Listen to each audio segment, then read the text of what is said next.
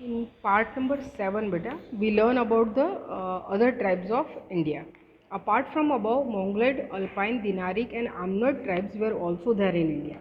Okay, apart from above यानी कि बेटा जो हमने पहले पढ़े Negroid people, asteroid people, Dravidians, उनके अलावा भी कुछ ऐसी ट्राइब्स थी बेटा जो भारत में आए और लिंग्विस्टिक बेसिस पे रिसर्च करने पे मालूम पड़ता है कि वो इंडिया के आज के गुजरात में, सौराष्ट्र में, आसाम में, उड़ीसा में, बंगाल में, महाराष्ट्र में, बराबर अलग अलग पर्टिकुलर उस जगह पे वो धीरे धीरे सेटल्ड हो गए। अब मैंगलोइड पीपल की बात करते हैं। They came to India from north China via Tibet. Okay, आपको ध्यान रखना है बेटा, Mongoloid people known as the Kirat people, जैसे कि नेग्रिडोइड को हफ्सी, एस्ट्रोलॉइड को निषाद पीपल कहा जाता है, सेम एज लाइक दैट कि मैंगलोइड people where known as Kirat. ठीक है, उनको किरात के नाम से जाना जाता था। वो नॉर्थ चाइना से होते हुए वाया तिब्बत होते हुए इंडिया में सेटल डाउन हुए। Assam, Sikkim, Bhutan, West Bengal etcetera. They gradually Indianise themselves. Mongoloid people possessed the physical characteristic like yellow complexion, flat face, chubby cheeks, almond shaped eyes and having the yellow complexion Mongoloid were known as Kirat. ठीक है बेटा, इनके skill का colour yellowish होता है। आपने ज़्यादातर बेटा लद्दाख है, तिब्बत है, सिक्किम के लोग हैं, म्यांमार के लोग हैं ना, इनको देखा होगा। काफ़ी फेयर होते हैं, लेकिन इनकी फेयरनेस कैसी होती है? येलोइश होती है। उनके चेहरे भी फ्लैट होते हैं, गाल काफ़ी उपसे हुए, चबी चिक जैसे छोटे बच्चों के होते हैं, वैसे आलमंड शेप, बादाम के शेप की झिनी झिनी पर लंबी लंबी आँखें होती हैं, पतली, and having a yellow complexion. एक तरीके से देखा जाए तो स्किन का कलर इनका थोड़ा येलोइश होता है। They were known as Kirat people. अब देखते हैं Alpine, Dinaric and Armenoid people. बेटा this people migrated from Central Asia. All this three tribes have similarities. ये तीनों ट्राइब्स में काफ़ी सिमिलैरिटीज़ है बेटा। The organs of this tribes are found in the large number in Gujarat, Saurashtra, Maharashtra, Bengal and Orissa. ज़्यादातर ये जो हमारे भारत के स्टेट्स हैं, इसमें रहने वाले जो लोग हैं, उनके ऑर्गन्स, उनके जिन्स जो हैं बेटा अल्पाइन, दिनारिक और आमनोइड पीपल्स को बिलोंग करते हुए होंगे, बराबर ऐसा माना जाता है। और ये उन्हीं के मतलब ज़्यादातर कुछ ऐसी पर्टिकुलर जातियाँ हैं बेटा जो हम एक तरीके से देखा जाए तो उनके ऑर्गन्स जो है, उनके जीन्स जो है, उन ट्राइब्स में पास आउट हुए हैं, ऐसा हम मान के चल सकते हैं। खास करके इन पर्टिकुलर स्टेट में जो ट्राइब्स हैं उनके अंदर। ओके, अब द आर्यस की बात करते हैं। जैसे द्राविडियंस बहुत इंपॉर्टेंट है बेटा, वैसे आर्यंस भी। The Nordic Aryans were the creator of the Aryan civilisation in India. Hindus were called the Aryans in the ancient time and area where they are densely populated was called the Aryavarta. एक तरीके से देखा जाए बेटा तो आर्यास को ही हिंदू कहा गया। और जो डेंसली पॉपुलेटेड एरिया यानी कि आज जिसको हम उत्तर प्रदेश के नाम से जानते हैं बेटा, उसको आर्यव्रता यानी कि पूरा का पूरा नॉर्थ का इलाका। सिर्फ यूपी नहीं बेटा, पहले तो यूपी नहीं हुआ करता था, बहुत सारे स्टेट से आप सप्त सिंधु से लेके नालंदा बिहार तक चले जाओ बेटा, तो हर जगह, और सेंटर में नर्मदा के तट तक चले जाओ बेटा, आर्यास का जो सिविलाइजेशन था बेटा वो बहुत ही धीरे धीरे प्रोग्रेसिव हो रहा था। ये काफ़ी इंटेलिजेंट थे बेटा, नॉलेजेबल थे, और कहीं ना कहीं नो डाउट ये पहले कश्मीर से लेके अभी का जो पाकिस्तान है, तो इंडस वैली सिविलाइजेशन की जो मेन ब्रांचेस है उस लैंडफॉर्म एरिया में आप ये पहले ज़्यादा रहते थे। लेकिन धीरे धीरे बेटा कुछ इनकी मजबूरियां थी कि उनको वो पर्टिकुलर प्रदेश छोड़ के भारत के नीचे के हिस्सों में आना पड़ा, और तब से भारत का ये हिस्सा आर्यव्रता के नाम से जाना गया। As seven sisters were flowing over there, the region was named as Sapta Sindhu. In ancient time first Aryan population was concentrated in the north west, the area of Aryavarta. ठीक है, नॉर्थ वेस्ट जिसको हम आर्यव्रता कहते हैं, यानी कि आज का कश्मीर है, पंजाब है, बराबर पाकिस्तान का बहुत सारा हिस्सा है।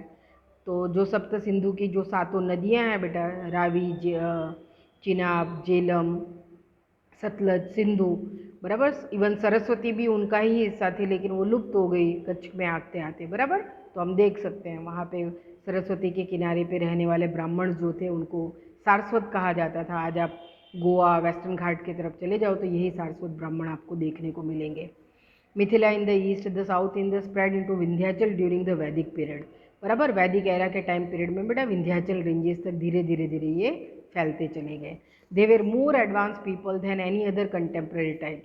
बाकी सारी ट्राइब्स के कंपैरिजन में बेटा या उनसे पहले या उनके बाद या उनके साथ साथ जो ट्राइब्स जो है बेटा एक तरीके से भारत में सेटल्ड हो रही थी, उनके कंपैरिजन में ये काफ़ी नॉलेजेबल, एडवांस, इंटेलिजेंट हुआ करते थे.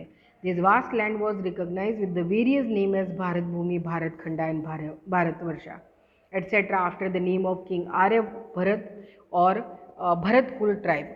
एक तरीके से देखा जाए बेटा तो राजा भरत या भरत कुल ट्राइब की वजह से ये जो हमारा भारतवर्ष है वो भारत भूमि, भारत खंड या भारतवर्षा के नाम से जाना गया. Aryas were the nature lovers. They loved and worshipped the trees, river, mountain, the sun, wind and the rain. Same as like बेटा द्राविडियन की तरह आर्यास भी नेचर लवर्स थे बेटा, नेचर को वर्शिप करते थे.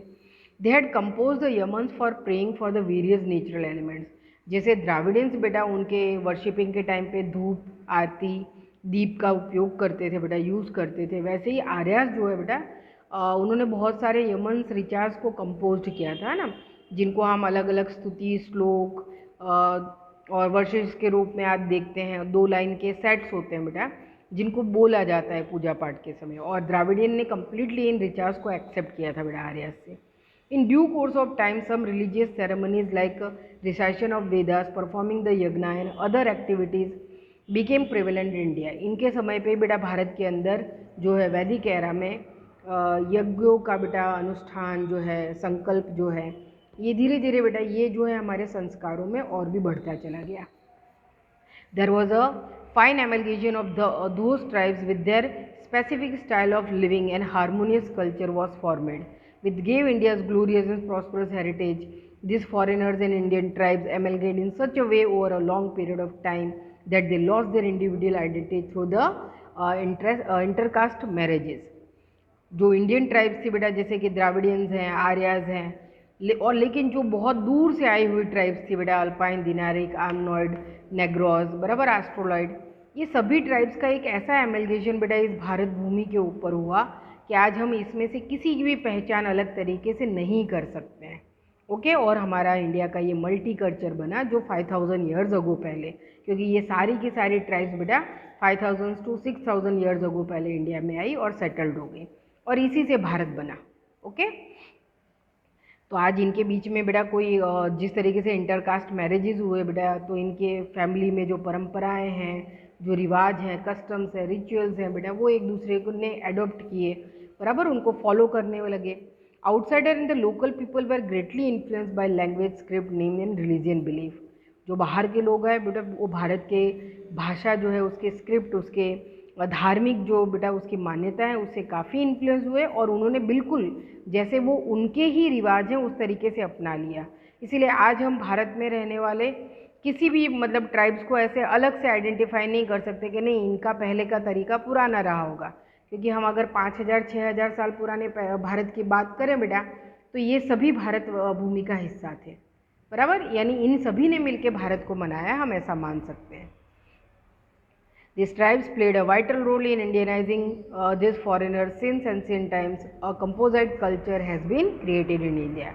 They all then became Indians. In short, the ancient India, the amalgamation of the various cultures, enriched India culture by making it varied and prosperous.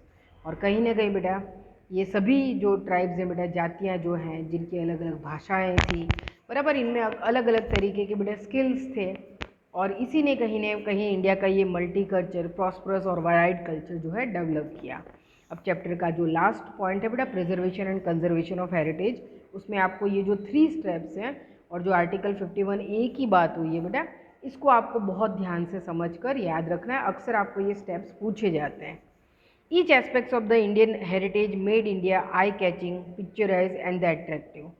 हर वो चीज़ बेटा आप भारत की संस्कृति, सभ्यता, उसके ट्रेडिशन, उसके परंपराओं को देखो बेटा, सब कुछ आई कैचिंग मतलब एक तरीके से देखा जाए तो प्रभावित करने वाली बेटा, वो अपनी तरफ हमको आकर्षित करती हैं बराबर. हमको हमारा उसमें इंटरेस्ट होता है कि भाई क्यों ऐसा बराबर, फॉरेनर्स का होता है बेटा, तो हम समझ सकते हैं कि 5000 ईयर्स अगो पहले कैसे हमारे एंसेस्टर्स जो है वो इतना साइंटिफिक और मैथमेटिकल कैलकुलेशन उनका इतना बेहतर होता था कि वो इस तरीके से वर्क करते थे, ऐसे इतने बेहतर आर्किटेक्चर्स बना के गए, स्कल्पचर फॉर्म्स खड़े करके गए. ओके, तो ये सब कुछ समझने वाला है. Heritage brought the glory to the nation. India attained a leading position in the world by keeping its rich heritage protected and preserved. ठीक है, भारत बेटा दुनिया के उन चुनिंदा देशों में है जिसने अपने हजारों साल के कल्चर को आज भी प्रिजर्व रखा है. That it is the primary and the pious duty of every citizen of India to see that nobody harms the ancient memorial and also to preserve the place having the historical importance and values in our constitution. ठीक है, इसलिए सभी भारतवासियों की ये बेटा एक कर्तव्य बन जाता है हम सबों का कि हम हमारे इस ग्लोरियस हेरिटेज को जो है बेटा मेमोरीज को जो है वो बचा के रखें ताकि हम हमारी पहचान कभी ना खोएं. In our constitution the fundamental duties of Indian citizen are mentioned in Article 51A. In that 6, 7 and 9 describe the following duties for the preservation of our cultural heritage. Okay, underline कर देना बेटा आर्टिकल 51A.